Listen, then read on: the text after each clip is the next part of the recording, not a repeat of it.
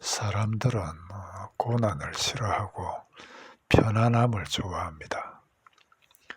그래서 이를 위해 재물을 구하고 더 나아가 권력과 명예까지 추구합니다. 그것들이 사람을 편안하게 하니까요. 여기에 더해 믿는다는 이들까지 다른 이들에게 더 큰 영향력을 끼치기 위해 그래서 구제나 선교 등을 잘 하기 위해 이것들이 필요하다 하며 이것들을 복이라고까지 합니다.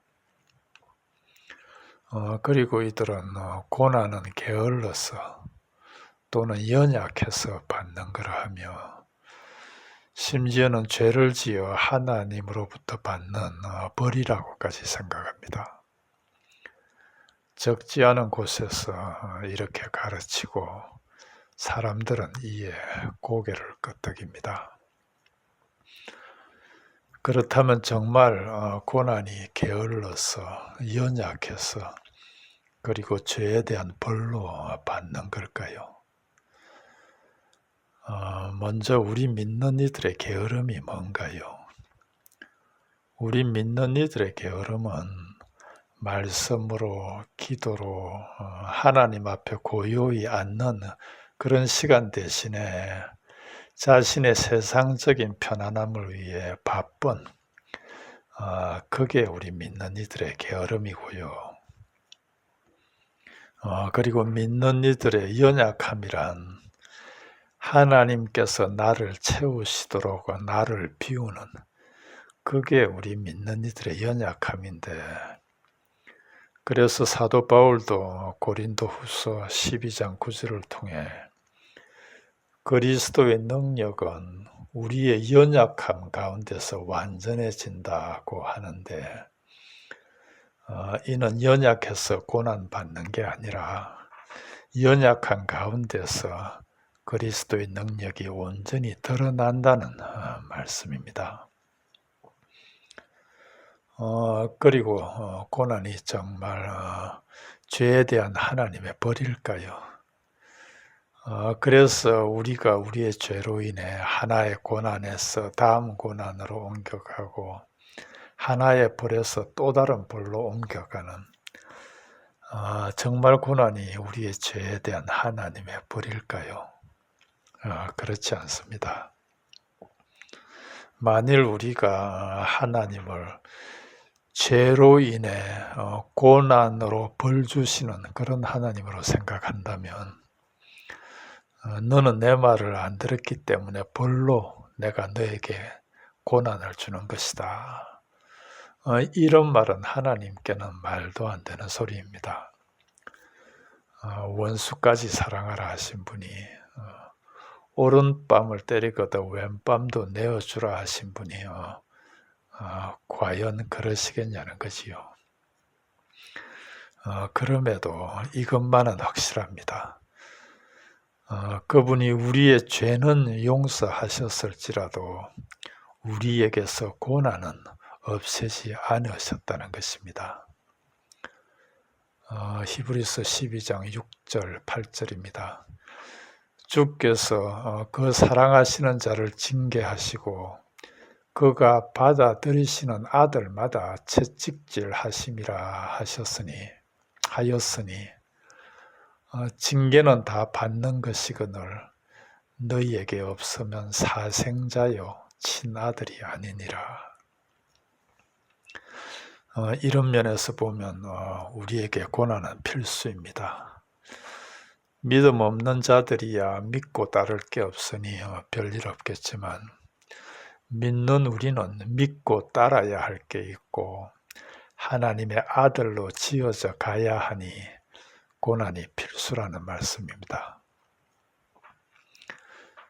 그럼에도 우리 모두 경험하지만 실제로 고난이 닥치면 힘들고 당황스럽습니다. 하나님은 어떤 이에게는 가난이나 실패 등을 허락하시고 또 어떤 이들에게는 질병이나 연약한 육신을 또 어떤 이들에게는 공허함이나 막막함이나 열등감 등을, 심지어 어떤 이들에게는 사람들을 통해 굴욕감이나 무시나 비난 등을 허락하기도 하십니다.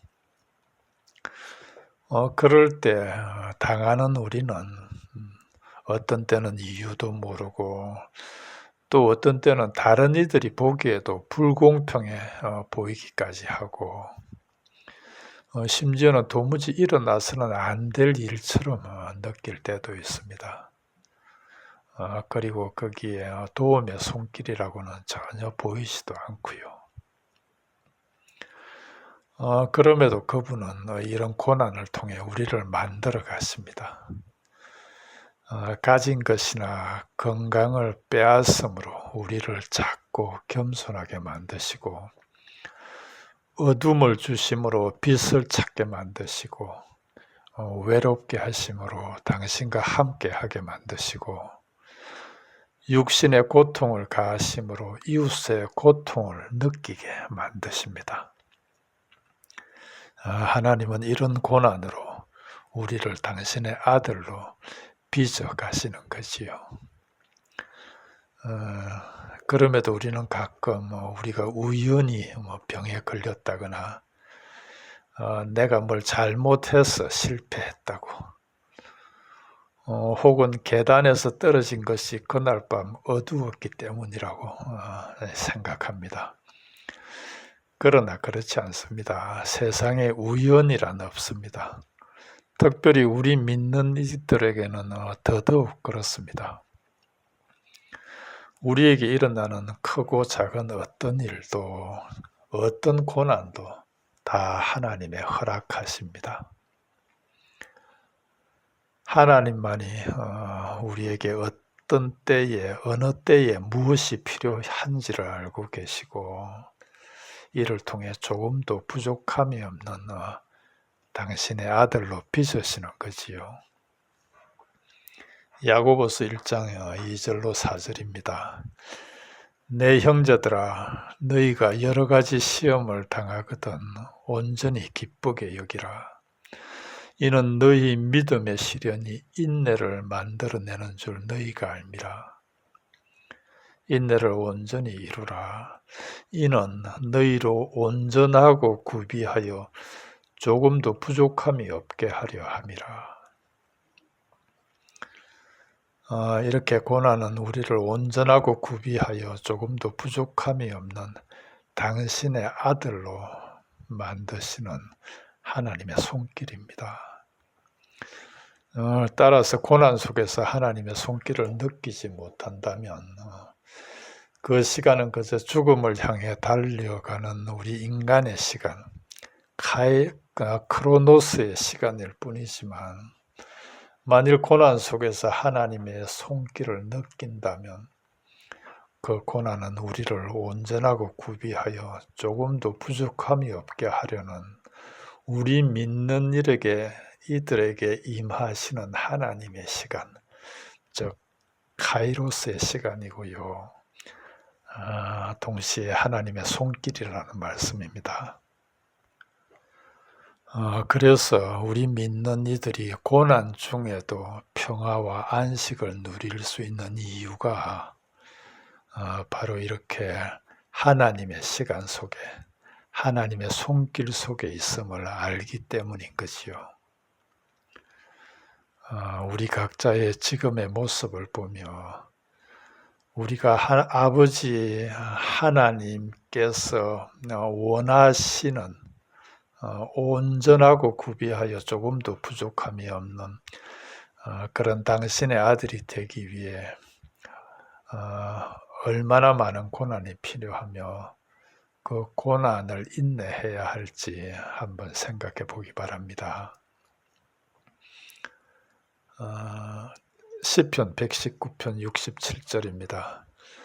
고난 당하기 전에는 내가 그릇 행하였더니 이제는 주의 말씀을 지키나이다. 어떻습니까? 그래도 아직도 고난이 게을러서 연약해서 또는 죄를 지어 하나님으로부터 받는 벌이라 생각되는지요? 심지어 베드로전서 2장 19절 표준 세번역은 이렇게까지 말씀합니다. 억울하게 고난을 당하더라도 하나님을 생각하면서 괴로움을 참으면 그것은 아름다운 일입니다. 지금 우리 중 고난 중에 있는 이가 있다면 먼저 그 고난을 그분의 허락하심으로 받아들이기 바랍니다.